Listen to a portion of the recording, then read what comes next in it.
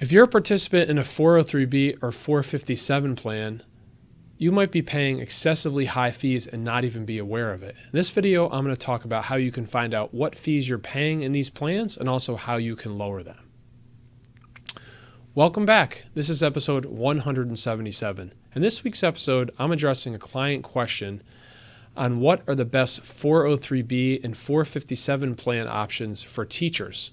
So if you're a teacher, you're married to a teacher, you have a child who's a teacher, or you just know a teacher and want to help them out, you want to listen to this episode so you can understand how you can improve your retirement savings. And I need your help.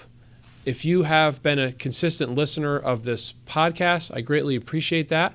But if you haven't subscribed to my YouTube channel, I would be greatly appreciated by you doing that too. If you head over to YouTube and search Retire with Ryan podcast, you can then find this episode and many other helpful videos. Once you're there, if you could click subscribe, that would be greatly appreciated. Now, teachers are near and dear to my heart. My mom is a retired kindergarten teacher who taught for over 30 years. And many of us have had a teacher along the way who's made a big impact on us. And teaching is hard. It doesn't pay a lot. But unfortunately, teachers in many towns, especially where I live in Connecticut, aren't getting a fair share when it comes to their retirement savings. Now, teachers in Connecticut and many other states are fortunate that they have pension plans, and generally they are automatically enrolled in these plans, and they're paying in some money to those plans. And that's wonderful, as many of us are not eligible for pensions anymore. However, when teachers are interested in saving money in addition to their pension plan, this is where many of them are getting taken advantage of. And that is where my client question comes in. So I had a recent meeting with a client, let's just call him Tony to protect his identity. And he mentioned that one of his daughters had recently graduated college and had gotten her first job teaching in Connecticut. But a gentleman from an investment company, or I should say insurance company, had come into her school and did a presentation over lunch about setting up a retirement account for her.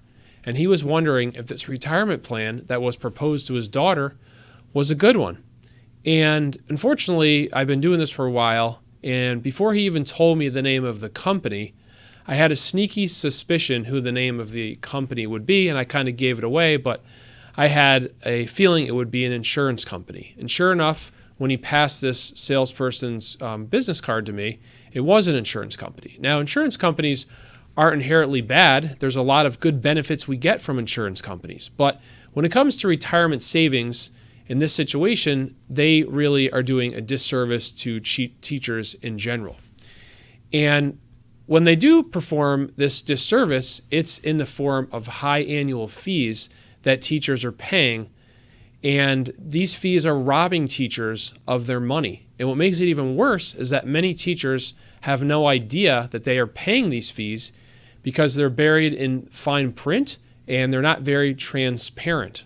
So let me back up for a second and first explain what a 403B plan is. A 403B plan is a retirement plan for non-profit groups. And similar to a 401k plan, you have a limit of $23,000 that you could contribute into the plan on a pre-tax basis. You could also do it on an after-tax basis.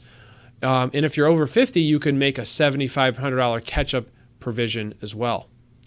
So as far as 403B and 457 plans, in this instance, we're talking about teachers, but there are other nonprofit groups that can also have 403B and 457 plans.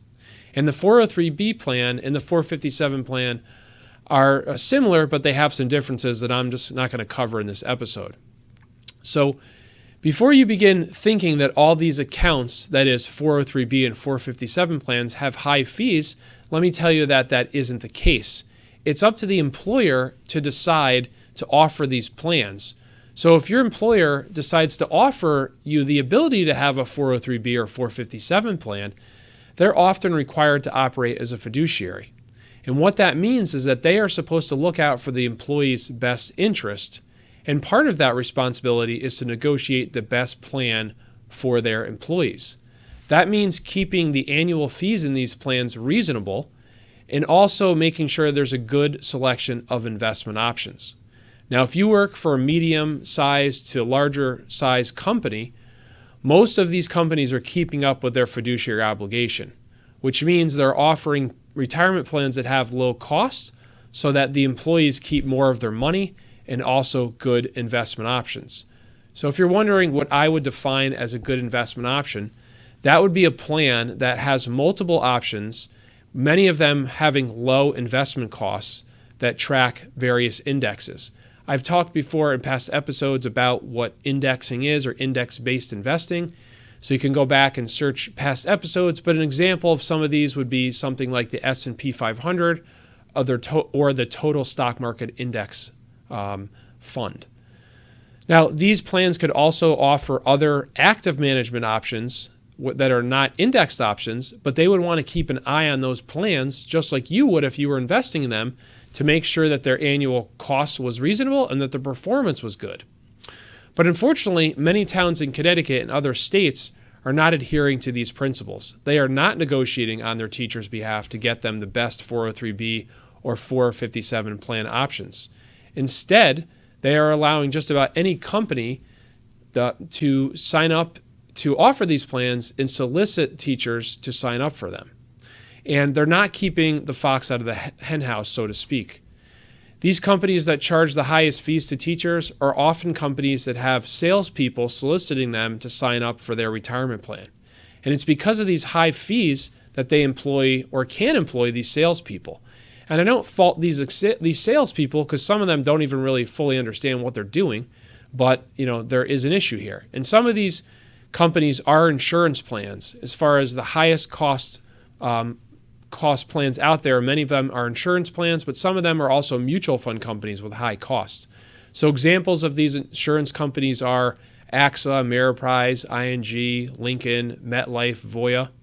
And an example of a high cost mutual fund company, one example that comes to mind is a company called Oppenheimer.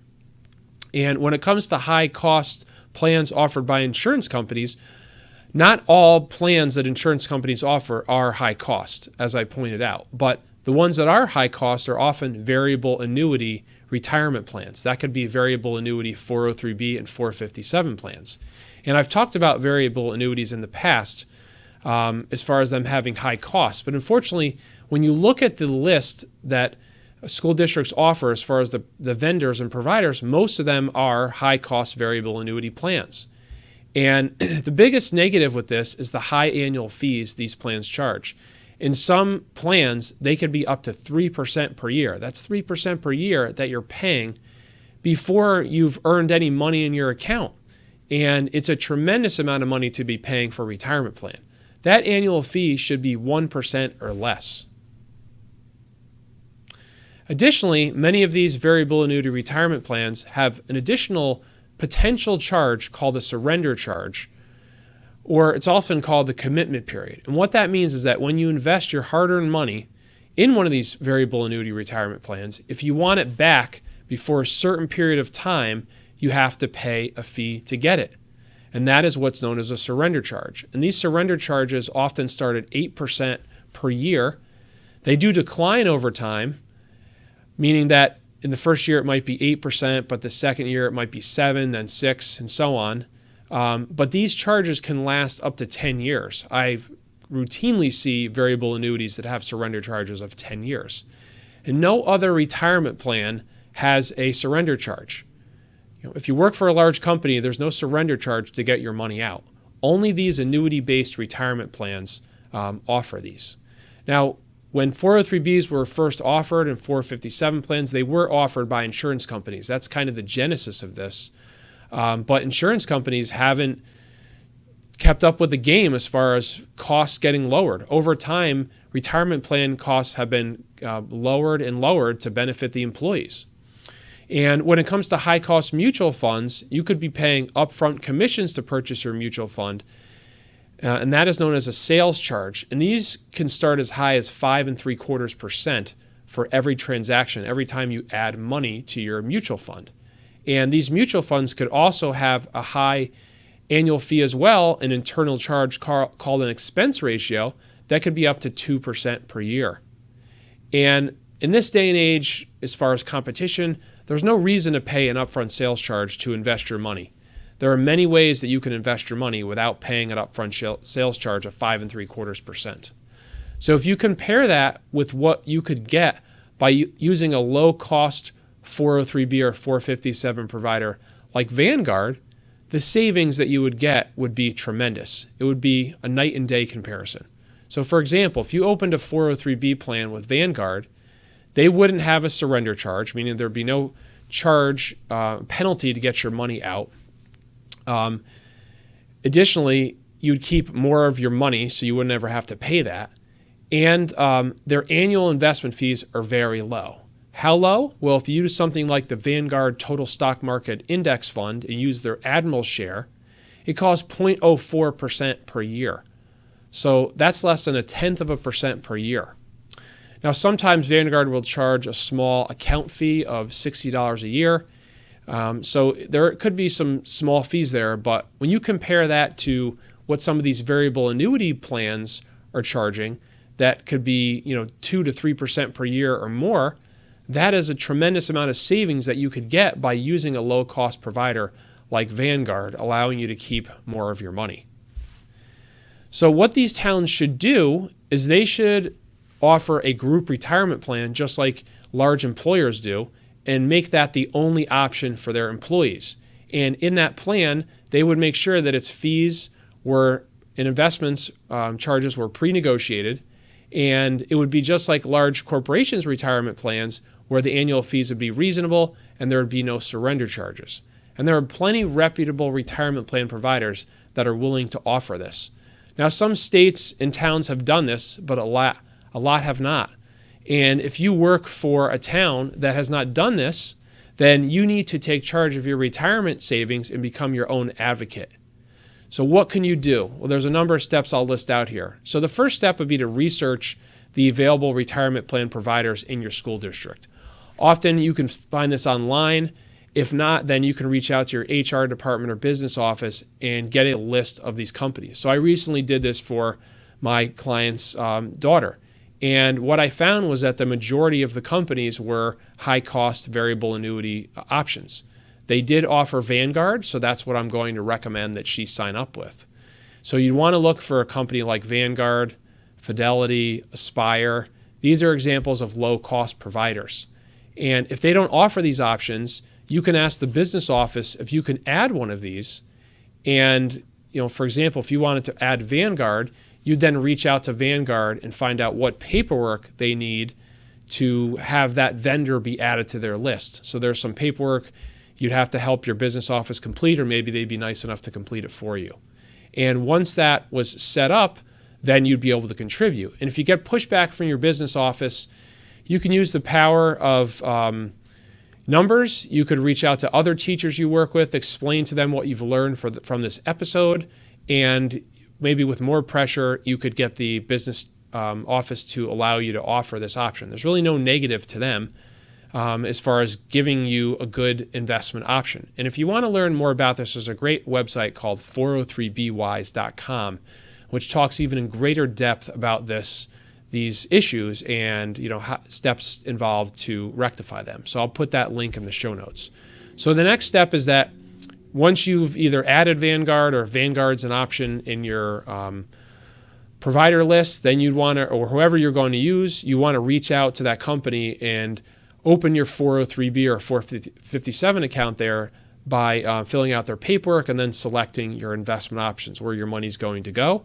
So if you need help with what investment options to pick, that's where reaching out to a fee-only financial advisor, somebody who will work with you just for a couple hours or less to help you pick these investment options. And then step 5 would be complete the salary deferral form with the business office, meaning there's a form you have to fill out so that they'll deduct the money from your paycheck and know where to send the money. So if it's going to be $50 a paycheck or $100 per paycheck, you'd fill out that form so they know where the money's going.